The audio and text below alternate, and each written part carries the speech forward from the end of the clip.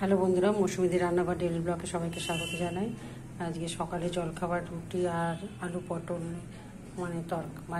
মানে ভাজার মতন করেছি আর কি, তরকারি কাম ভাজা। আর এখানে ডুমুরের তরকারি, ডুমুরকে কেটে সেদ্ধ করে ডুমুরটা সেদ্ধ করে নিয়ে তারপরে আদা জিরে গরম মশলা সব কিছু দিয়ে তারপর করেছি, নুন হলুদ মিষ্টি। ভাত তো হয়ে গেছে।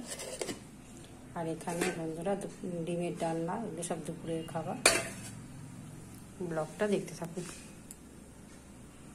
বন্ধুরা। যে লোটে মাছ আর রুই মাছের পেটি আর এখানে মাছের ডিম, এটা রান্না করব। লোটে মাছের ঝুড়ো করব, মাছের ঝোল করব, আর এটা মাছের ডিমের বড়া করব। বন্ধুরা আজকে সবজি দিয়ে মাছের ঝোলটা করব। আলু পটল বরবটি বেগুন সব কিছু দিয়ে মাছ ভাজা করে একটু মাছের ঝোলটা করব। আর এখানে মশলা হয়ে গেছে,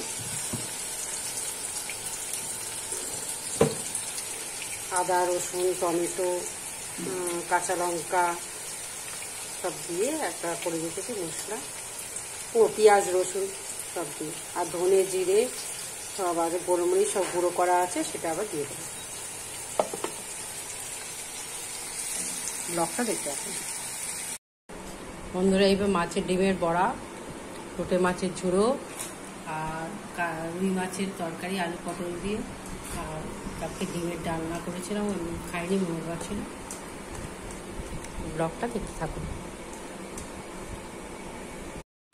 বন্ধুরা। এই যে তড়কা রুটি আর ডিমের অমলেট রাতে রান্না করলাম। তো ব্লগটা কেমন লাগলো আমাকে জানাবেন, লাইক সাবস্ক্রাইব করবেন, সুস্থ থাকবেন, সাবধানে থাকবেন।